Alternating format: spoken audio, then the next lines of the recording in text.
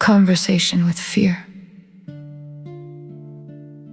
She sat upon the hill while the last breath of sunlight bled softly into the earth. The moon climbed slowly, like an ancient eye opening above the world. Night wrapped itself around her shoulders, heavy as memory. She wiped trembling hands across her eyes, trying to silence the flood behind them. But grief is a river that does not ask permission to be felt. And there, between the hush of crickets and the pulse of distant wind, fear came to sit beside her.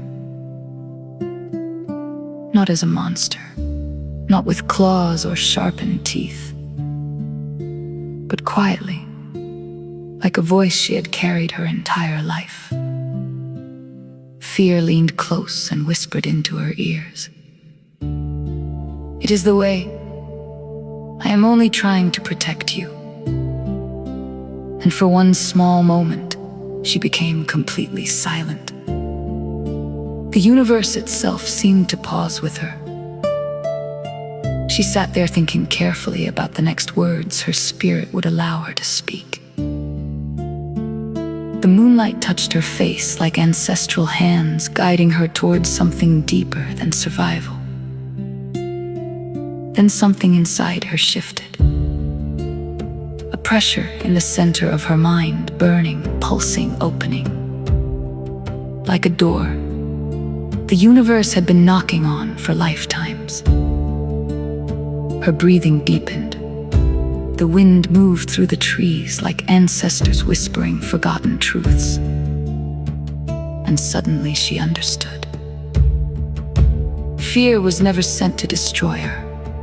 Fear was the final guardian, standing before the gate of her becoming.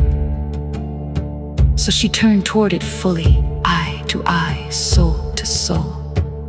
And softly she replied, "You no longer need to try. I have learned even from you. I must face you and expect you to appear, because that is the only way through. You cannot protect me anymore. It is I who protects myself now, and I am stronger than I have ever been before." Fear's eyebrow lifted slightly, as though even it was stunned by her awakening. Then with the smallest grin and a voice now calm as still water, Fear answered, "It seems you have finally reached your place." And when she turned her head to gaze upon the landscape of her journey, she felt it. A shift, not outside herself, but within. The stars above her trembled alive. Every wound she survived began speaking in a language of light.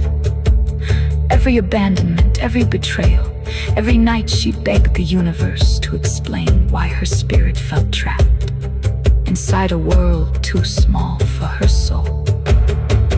All of it was cracking open the illusion.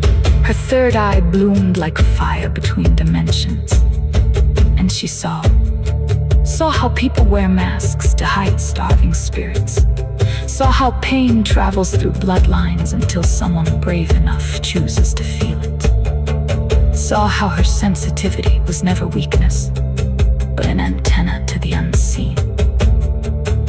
The moon stood over her now, like a celestial mother, and suddenly she realized fear was gone.